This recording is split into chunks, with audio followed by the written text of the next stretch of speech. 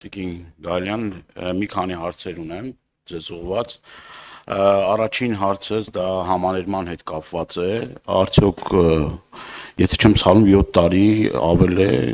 համաներում չկա Հայաստանի Հանրապետությունում։ Ձեր կարծիքն եմ ուզում իմանալ, արդյոք նախատեսվում է համաներում թե ոչ։ Երկրորդ հարցս բանտային պայմաններին է վերաբերվում, ես չեմ ուզում անուններ նշել, բայց քրեակատարողական հիմնարկներ կան, որտեղ բանտային պայմանները մեղմ ասած գոհացնող չեն, եւ այս ուղղությամբ ինչ աշխատանքներ են տարվում։ Հաջորդ հարցս էլ, երրորդ հարցս էլ վերաբերվում է ձգձգվող դատական պրոցեսներին։ Ես բավականին հաճախ եմ այցելում քրեակատարողական հիմնարկներ եւ այցելելով քրեակատարողական հիմնարկներ տեսնում եմ մարդիկ, որոնք 6 տարի, 7 տարի արդեն մարդկը արդեն 7-րդ տարին է դատական այս պրոցեսների մեջ է։ Ինչ ձեր կարծիքով ինչն է սրան խանգարում, այսինքն այդ վերջնական դատական վճիռ կայացնելու ինչ նախանգարում, որ տարիներով ձգձգվում է այդ հարցերը, եւ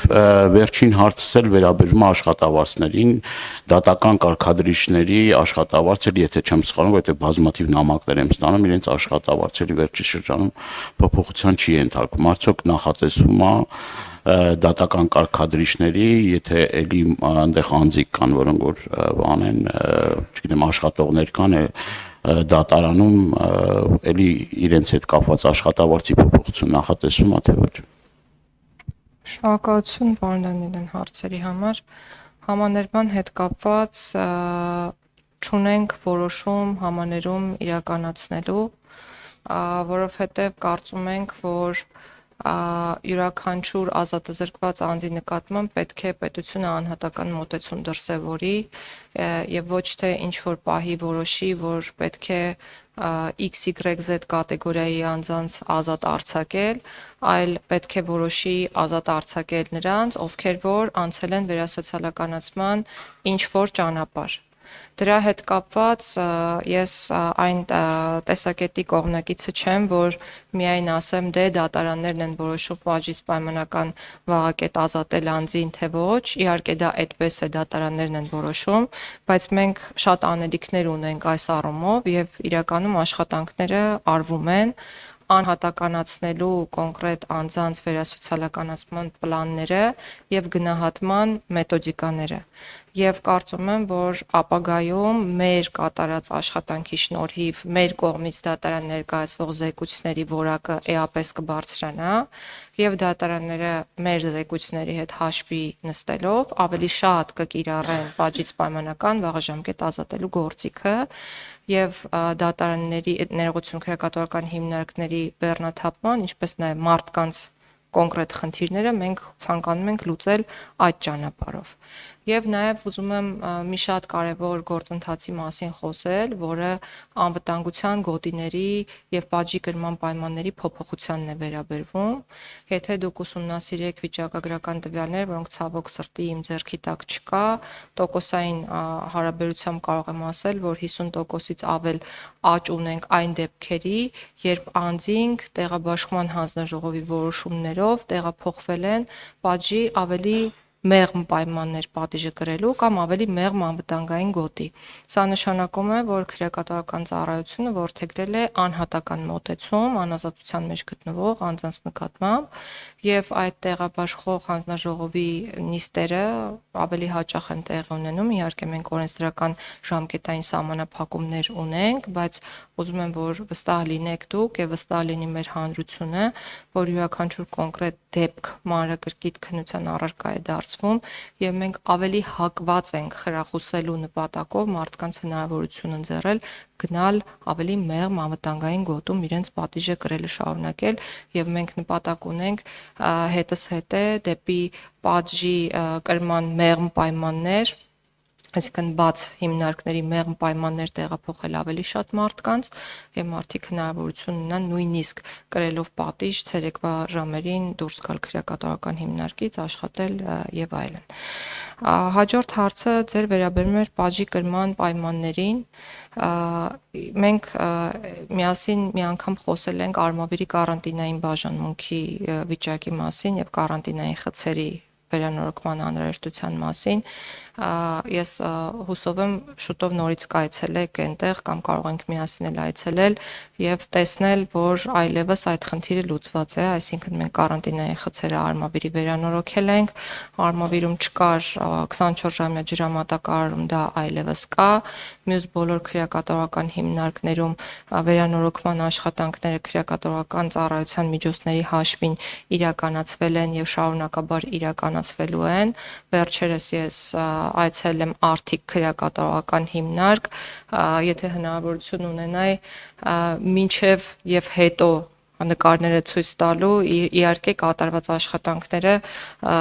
ցցուն կերպով կերևային, որպեսզի դուք էլ կարողանաք պատկերացում կազմել, բայց քանի որ չունեմ, ուզում եմ վստահեցնել, որ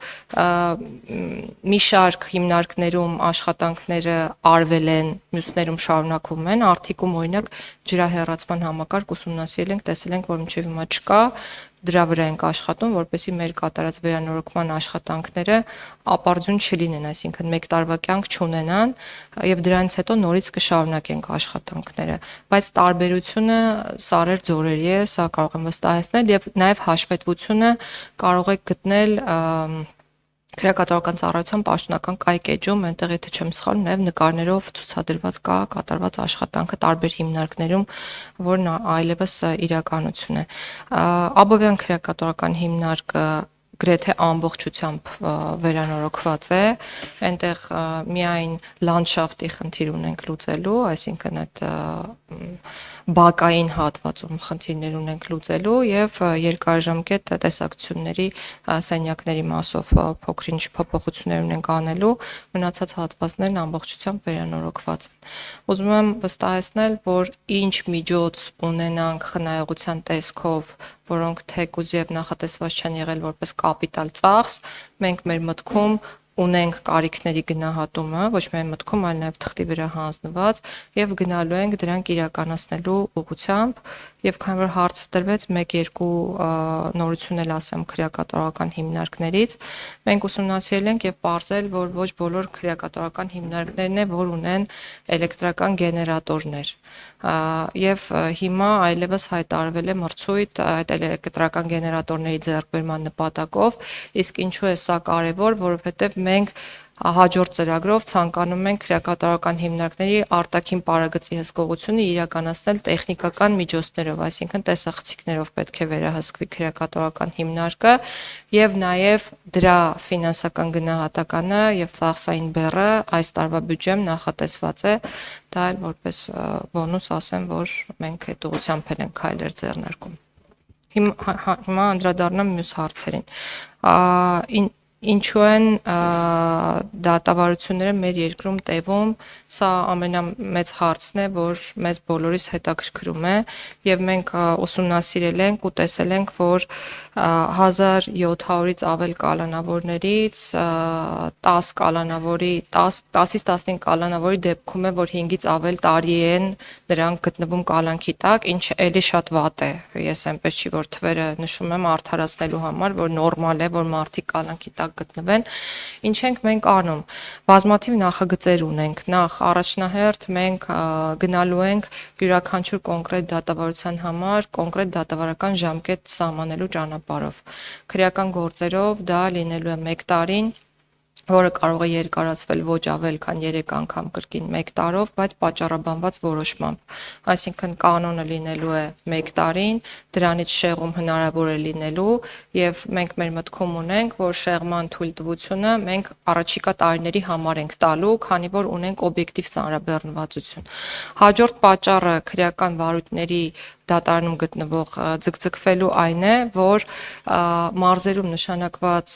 դատավորները երբեմն տեղափոխվում են Երևան քաղաք կամ անցնում են առաջ խաղացման ցուցակներ եւ իրենց գալիս է փոխարինելու նոր դատավոր եւ նոր դատավորի գալուց հետո գործի քննությունը սկսվում է 0-ական կետից։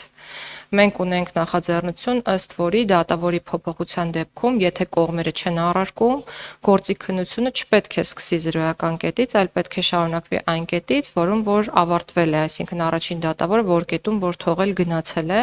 եւ սրան զուգահեռ ունենք եւս մեկ նախաձեռնություն, որի համաձայն դատավորները, որոնք ընդգրկվելու են առաջխաղացման ցուցակում կամ նրանց վերաբերյալ որոշում է կայացվելու տեղափոխվել մեկ շրջանից մեկ այլ շրջան, մինչև տեղափոխման պահը պետք է փաստացի մաքրեն, այսպես ասած, իրենց գործերի 50%-ը, իսկ մյուս 50%-ը պետք է մակագրվի տվյալ դատարանի այլ դատավորներին, որպեսզի մենք վստահ լինենք, որ այդ անընդհատ շրջապտույտի մեջ գործերի քննության այլևս չենք ընկնելու, բայց դուք ինձ 4 հարց էիք տվել աշխատավարձների հետ կապված։ Այս բյուջեում որևէ բյուջետային տողով նախատեսված չէ, բայց մենք ունենք առանձին ծրագիր եւ դատավորների հաստիկների համալրման, ինչը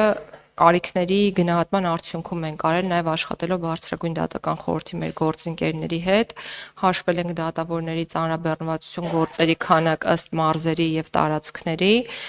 եւ մոտավոր 30-ից ավել դատավորների նոր հաստիկների լրացման առաջարկով ենք ապագայում հանդես գալու եւ մեր ուշադրությունից չի վրիպել նաեւ դատական այլ ծառայողների աշխատավարձի հետ կապված խնդիրը, խոսքը օգնականների, քարտուղարների եւ կարգադրիչների մասին է, ըստ նախնական պայմանավորվածության նախատեսել ենք, որ հնարավորության դեպքում 30%-ով պետք է բարձրացնենք այս աշխատակիցների աշխատավարձը, բայց ֆինանսական բեռը բավականին մեծ է ու կախված է մեր պետական բյուջեի հնարավորություններից։ Չէ, սա առանձին ծրագիր է, որ պետք է քննարկվի, ժամկետներ չեմ կարող նշել, բայց մենք կփորձենք ամեն ինչ անել, որ եկող տարվա ընթացքում ծրագիրը իրականություն դառնա։ Չմոռանաք հավանել տեսանյութը եւ բաժանորդագրվել Civic AM-ի YouTube-յան էջին։